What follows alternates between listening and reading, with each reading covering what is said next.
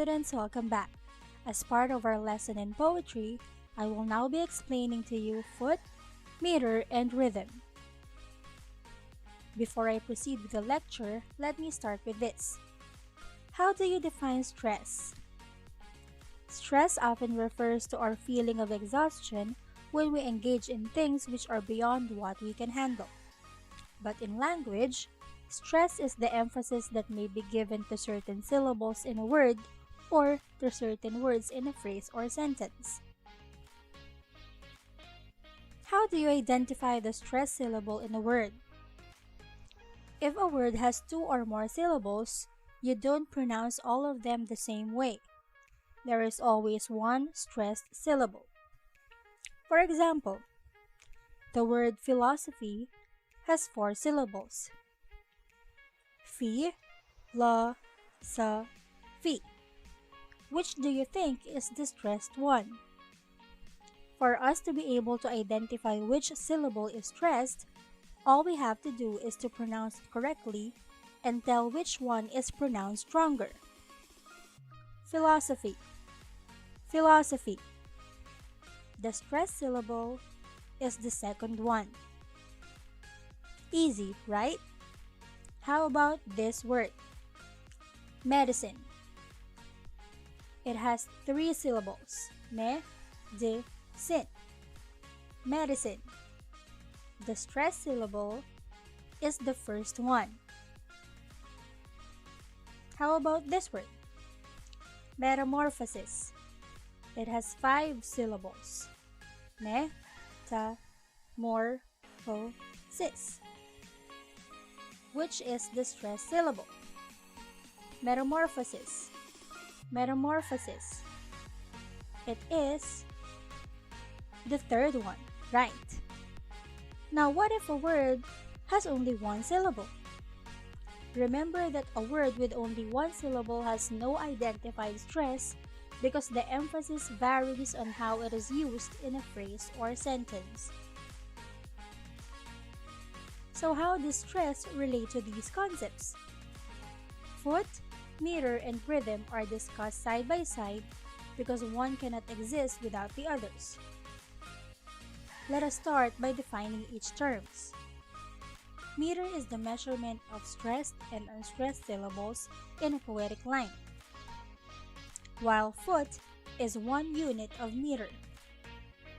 And when we combine these two to determine the pattern of stressed and unstressed syllables in a line, we are referring to rhythm. Meter is determined by the number of foot in a poetic line. If there is only one foot, it's called a monometer. 2 feet is dimeter, 3 is trimeter, 4 feet is tetrameter, 5 is pentameter, 6 is hexameter, and so on. The types of foot, on the other hand, are determined by the arrangement or order of stressed and unstressed syllables in one foot. There are 6 types of foot: the trochaic, the anapestic, ductile, spondy, ferric, and iamb. Today you will learn how to identify the types of foot and determine the rhythm or rhythmic pattern in a poetic line. To do this, we will be using these symbols. To classify which syllables are stressed, you will be seeing this symbol. And for the unstressed syllables, this will be used. Let's start with the trochaic. A trochaic foot is composed of 2 syllables. The first one is stressed and the second one is unstressed. Let us start with an easy example. As you can see, each foot is separated by lines for easier identification. How many feet do you see? There are 5. So this line is a pentameter.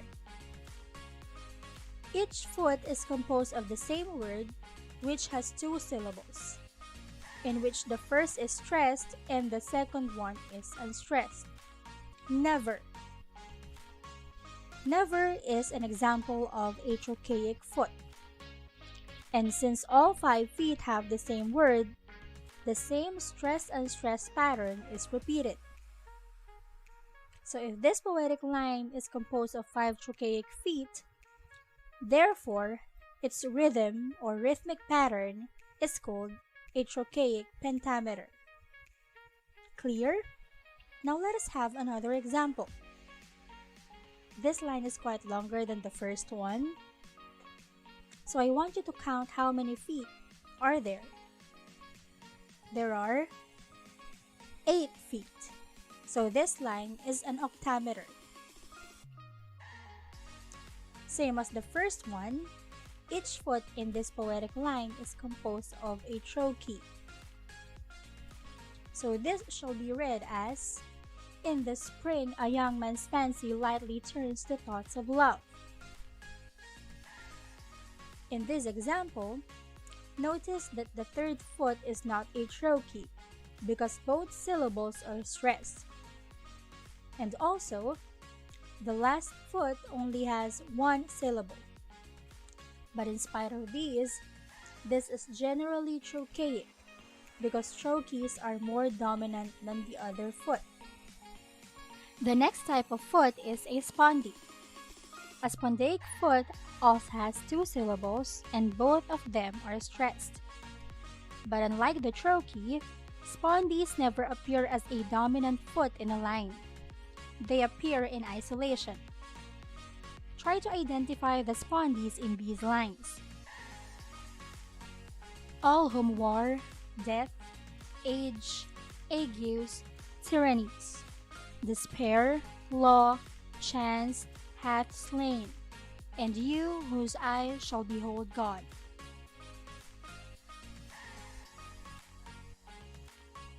The spondies in line 1 are foot number 2 and 3. In line 2, the spondy is foot number 2. Same with the spondy in the last line. Notice that the words separated in commas are pronounced with emphasis. This is one of the functions of a spondaic foot. It gives emphasis to ideas. The variations of unstressed and stressed syllables that you see in the examples are normal in many poems. Now how about in this example? Crushed. Why do men then now not wreck his rod? Which do you think are the spondies? It's the first foot and the third foot. Again, spondies do not appear as dominant feet. This time let us talk about the anapestic. An anapestic foot is composed of 3 syllables in which the first 2 are unstressed and the last is stressed. Listen to this line. It was many and many a year ago. This line has 4 feet, wherein the first 3 are all anapests. So this line is called an anapestic tetrameter. Again, the variation in the last foot is normal among all poems. How about the second one? The Assyrian came down like a wolf on the fold, and his cohorts were gleaming in purple and gold. Did you notice the consistency of the rhythm it creates? It's as if you are chanting while reading the poem, right? Foot number 4 is a dactyl. A dactylic foot has 3 syllables with stressed, unstressed, unstressed pattern. Listen to this example. This is the forest primeval, the murmuring pines and the hemlocks. It has 6 feet, therefore it's called a dactylic hexameter. Listen to the next example. What of a much of a witch of a wind? It's very short, but still you hear the dactyl, right? The first syllables in every foot are stressed. This line has 4 feet, therefore its rhythmic pattern is called dactylic tetrameter. Another type of foot is the ferric foot. It is composed of two syllables and both of them are unstressed. Just like the spondy, a ferric foot does not appear as a dominant foot in poetry. It only appears in isolation. Listen to this example. At the round earth's imagined corners blow. In this poetic line, only the first foot is a ferric, and the rest are a combination of spondies and iambs. This time, let me discuss with you the iambic foot. An iamb has two syllables. The first one is unstressed and the second one is stressed. Among all the types of foot, this one is the most common, and the iambic pentameter is the most common rhythmic pattern used by Shakespeare in most of his poems. How does an iamb sound in a poetic line? Listen to the first example. Scoffing his state and grinning at his pomp. This one is composed of 5 feet, in which 4 are iambs. Shakespeare includes a trochee in the first foot. A trochee in an iambic line is called a reversed foot. In iambic pentameter verse, a reversed foot occurs frequently in the first foot, just like this one. But sometimes it can also appear in the third foot or fourth, and almost never in the second and fifth. Another variation of the iambic pentameter is this one. To be or not to be? That is the question. The extra unstressed syllable at the end of the line, though not common, is still a possible variation in iambic line. Another example is this one. At the round earth's imagined corners blow. The beginning of this line has a ferric followed by a spondy. This combination is called a double or ionic foot, which often appears at the beginning of a line. And the last variation is in this line, of all that insolent Greece or haughty Rome. In this line, you can see that there is an anapestic in the third foot. Despite of these variations, these lines are still called iambic pentameters because the dominant feet are iambs. And that's it. I hope this lecture helped you in understanding foot, rhythm, and meter. Stay tuned for our next lesson. Thank you for listening. Have a great day.